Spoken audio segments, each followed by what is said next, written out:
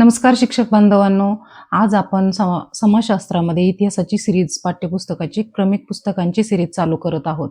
या क्रमिक पाठ्यपुस्तकांच्या सिरीजमध्ये आपण इतिहास हा विषय निवडलेला आहे. याचा प्रथम आपण पूर्ण 12वी पर्यंत इतिहास बघणार आहोत आणि याच्यानंतर आपण दुसरा विषय याच्यामध्ये घेणार आहोत. आता आहे आपलं पहिलं लेक्चर आहे आणि हे लेक्चर करणं तुम्ही TET साठी असेल, तलाठ्यासाठी असेल किंवा टेटसाठी असेल, कंबाईनसाठी असेल, हे क्रमिक पाठ्यपुस्तकांचं लेक्चर करणं खूपच गरजेचं आहे. TET प्लस सरळ सेवा वितृकमिनी या चॅनलमध्ये मी तुमचं सर्वांचं स्वागत करते आणि आपला पहिला भाग समाजशास्त्राचा इतिहासाचा तो मी सुरुवात करते. आता याच्यामध्ये आपण 4थीचा इतिहास बघणार आहोत. अगदी थोडक्यात मी माझ्या नोट्सप्रमाणे अगदी थोडक्यात आपण इतिहास घेणार आहोत. महत्त्वाचे टप्पे तेवढे मी घेणार आहे आणि TETसाठी तर हे खूपच महत्त्वाचं आहे. म्हणजे TETला याच्या बाहेर प्रश्न जात नाही. पाठ्यपुस्तकाच्या बाहेर TETचा प्रश्न जात नाही, ज्याचं सामाजिक शास्त्र आहे त्याच्यासाठी. नमस्कार विद्यार्थी मित्रांनो, आता आपण 4थीचा इतिहास घ्यायला सुरुवात करत आहोत आणि याच्यामध्ये पहिलाच टॉपिक आहे संतांची कामगिरी. अगदी थोडक्यात आपण हा टॉपिक बघणार आहे. याच्यामध्ये आपल्या महाराष्ट्रामध्ये खूप संत होऊन गेले. चिक्रधर स्वामी आहेत, संत नामदेव आहेत, संत ज्ञानेश्वर आहेत, संत चोखामेळा आहेत आणि इथपासून आपली जी संत परंपरा सुरू झाली याचा आपण थोडक्यात अभ्यास घेणार आहोत. आता श्री चक्रधर स्वामी हे यांनी महानुभाव पंथाची स्थापना केली. मग श्री चक्रधर स्वामींच्या आठवणींचा संग्रह म्हणून लीळा चरित्र हा ग्रंथ आहे त्यांच्या आठवणींचा संग्रह. 2024च्या TET मध्ये प्रश्न विचारला होता की लीळा चरित्र हा ग्रंथ कोणाचा आहे, तर तो माहीम भटांचा आहे आणि माहीम भटांनी हा ग्रंथ कोणासाठी लिहिला, तर तो श्री चक्रधर स्वामींसाठी लिहिला. आता दुसरे आहेत संत नामदेव यांच्यावर देखील या पाठ्यपुस्तकातला जशाच तसा प्रश्न उचलून विचारतात. ते नरसी गावचे राहणारे होते आणि भागवत धर्माच्या प्रसारासाठी त्यांनी कोणत्या धर्माचा प्रसार केला, तर भागवत धर्माचा प्रसार केला आणि ते महाराष्ट्राभर त्याच्यासाठी संचार करत होते. ते पंजाबमध्ये गेली, त्यांनी हिंदी भाषेत पदे लिहिली. प्रश्न विचारू शकतात त्यांनी कोणत्या भाषेत पदं लिहिली, तर हिंदी भाषेत पदं लिहिली. त्याचप्रमाणे शीख लोकांच्या गुरु ग्रंथ साहिब या धर्मग्रंथात त्यांची ही पदे समाविष्ट आहेत. शीख लोकांच्या गुरु ग्रंथ साहिब, मग असा प्रश्न विचारला जाऊ शकतो की गुरु ग्रंथ साहिब याच्यामध्ये कोणाची पदे समाविष्ट आहेत, तर ती संत नामदेवांनी लिहिलेली, शीख लोकांसाठी लिहिलेली शीख लोकांच्या गुरु ग्रंथ साहिब याच्यामध्ये या धर्मग्रंथामध्ये समाविष्ट आहेत. त्याच्यानंतर संत ज्ञानेश्वर आपेगावचे राहणारे होते. ते निवृत्तीनाथ, सोपानदेव आणि त्यांचे बंधू आहेत. निवृत्तीनाथ आणि सोपानदेव आणि मुक्ताबाई त्यांच्या बहीण आहेत. त्याच्यानंतर संत ज्ञानेश्वरांच्यासाठी या पुस्तकात आलेलं महत्वाचं म्हणजे ईश्वरावर श्रद्धा ठेवा, सगळ्यांशी समतेने वागा, दुःखी माणसांना मदत करा, त्यांचे दुःख नाहीसे करा, हा उपदेश त्यांनी दिला. त्याच्यानंतर त्यांनी मराठीमधून ज्ञानेश्वरी हा फार मोठा ग्रंथ लिहिला आणि ज्ञानाचं भंडार लोकांसाठी खुलं केलं. त्याच्यानंतर त्यांनी पुण्याजवळील आळंदी येथे काय केलं, जिवंत समाधी घेतली. मी फक्त तुम्हाला महत्वाचं सांगते, तेवढंच हायलाइट करून सांगत आहे, जशा माझ्या नोट्स आहेत तसंच. त्याच्यानंतर संत नामदेव आणि संत ज्ञानेश्वर यांच्या कार्याची परंपरा संत एकनाथांनी पुढे चालवली आणि ते संत एकनाथ हे पैठणचे राहणारे होते. ओव्या भारुडे कोणी लिहिली म्हणून प्रश्न येतो. अगदी सरळ सेवेला सुद्धा भारुडे कोणी लिहिली, तर ती संत एकनाथांनी लिहिली. शिवाजी महाराजांच्या काळात कोणते संत होऊन गेले असा प्रश्न येतो, तर संत तुकाराम आणि रामदास हे संत तुकाराम आणि रामदास हे संत शिवाजी महाराजांच्या काळामध्ये होऊन गेले. संत तुकाराम हे देऊगावचे राहणारे होते.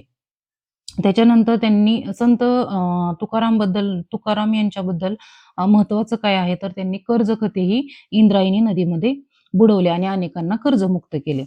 संत तुकाराम महाराजांनी लोकांना दया, क्षमा, शांती यांची शिकवण दिली. जे का रंजले गांजले त्यासी म्हणे जो आपुले, तोची साधू ओळखावा, देवतेची तेथेची जाणावा, असा त्यांनी समतेचा उपदेश केला. त्याच्यानंतर समर्थ रामदास यांनी महाराष्ट्राच्या कडेकपारीमध्ये जय जय रघुवीर समर्थ अशी रामदासांची गर्जना घुमत होती. मराठवाड्यात गोदावरी काठी जांब येथे त्यांचा रामनवमीच्या दिवशी जन्म झाला. रामाचा दास म्हणून ते स्वतःला रामाचा दास असं संबोधू लागले. त्यांचे मूळ नाव काय होते, तर नारायण होते. त्यांनी दासबोध हा ग्रंथ लिहिला. इथं तुम्हाला प्रश्न आहे, दासबोध हा ग्रंथ कोणी लिहिला, तर तो संत रामदासांनी लिहिला. बालोपसनीसाठी त्यांनी ठिकठिकाणी हनुमानाची मंदिरे बांधली आणि सामर्थ्य आहे चळवळीचे, जो जो करील तयाचे, हा संदेश त्यांनी दिला. म्हणजे ह्या टॉपिकमध्ये आपल्याला एवढंच ध्यानात ठेवायचंय. झाला आपला पहिला टॉपिक संपला. दुसरा टॉपिक सुरू झाला. मराठा सरदार भोसल्यांचे कर्तबगार घराणे. याच्यामध्ये आपण विजापूरचा आदिलशाह आणि अहमदनगरचा निजामशाह, तुम्हाला जोड्यांमध्ये टीईटीला प्रश्न विचारला जातो. विजापूरचा कोण, अहमदनगरचा कोण? तर विजापूरचा आदिलशाह आणि अहमदनगरचा निजामशाह. इथं आपली गफलत होत असते. मग लक्षात कसं ठेवायचं, तर अहमदनगरमध्ये न येते तर तिथं निजामशाह आणि मग राहिलेला विजापूरचा आदिलशाह असं लक्षात ठेवा. विजापूर व अहमदनगर येथील सुलतानांच्या पदरी अनेक मोठे मराठे सरदार होते. सिंदखेडचे जाधव, हे बघा हे महत्वाचं आहे. सिंदखेडचे जाधव, फलटणचे निंबाळकर, मुधोळचे घोरपडे, जावळीचे मोरे, वेरूळचे भोसले, हे तुम्हाला जोड्यांमध्ये विचारलं जातं टीईटीला. त्याच्यानंतर सिंदखेडचे जाधव हे देवगिरीच्या यादवांचे वंशज होते. शिवरायांच्या मातोश्री जिजाबाई आणि या सिंदखेडच्या लखुजी जाधवांच्या कन्या होत्या. महाराष्ट्रातील शूर घराण्यांपैकी वेरूळचे भोसले घराणे मोठे होते. वेरूळ गावचे पाटील मालोजीराजे भोसले थोर शिवभक्त होते. विठोजीराजे त्यांचे धाकटे भाऊ, म्हणजे मालोजीराजे आणि विठोजीराजे हे भाऊ होते. बाबाजीराजे भोसल्यांची मुले, म्हणजे बाबाजीराजांची 2 मुलं, कोण? मालोजीराजे आणि विठोजीराजे. मालोजीराजे व विठोजीराजे मोठे कर्तबगार होते. निजामशाहीवर उत्तर मुघल बादशाने स्वारी केली होती. दौलताबाद ही निजामशाहीची राजधानी होती त्यावेळी. म्हणजे ज्यावेळी मुघल बादशाने स्वारी केली त्यावेळी दौलताबाद ही निजामशहाची राजधानी होती. आणि त्यावेळी मलिक अंबर नावाचा त्याचा वजीर होता. त्याच्यानंतर बघा, निजामशहाने मालोजी राजांना कोणती जहागिरी दिली होती? इथं प्रश्न आहे तुम्हाला. तर पुणे, सुपे या परगण्यांची जहागिरी निजामशहाने मालोजी राजांना दिली होती. आता हे पण लक्षात ठेवायचं, बाबाजी राजेंची 2 मुलं कोणती? मालोजी राजे आणि विठोजी राजे. उमाबाई ही मालोजी राजांच्या पत्नी, फलटणच्या निंबाळकर घराण्यातील त्या होत्या आणि त्यांना 2 मुले, शहाजी आणि शरीफजी. म्हणजे आता बघा कसं झालं, बाबाजी राजांची 2 मुलं मालोजी राजे आणि विठोजी राजे. मालोजी राजांची 2 मुलं शहाजी आणि शरीफजी. शहाजी 5 वर्षाचा असताना मालोजी राजांचा इंदापूरच्या लढाईत मालोजी राजे मारले गेले. शहाजीसाठी लखोजीराव जाधवांच्या मुलीला मागणी घातली गेली आणि जाधवांची लेक म्हणजे कोण? तर जिजाबाई. शहाजी राजे आणि जिजाबाई यांचा विवाह झाला. निजामशहाने मालोजी राजांची जहागिरी शहाजीराजांना दिली.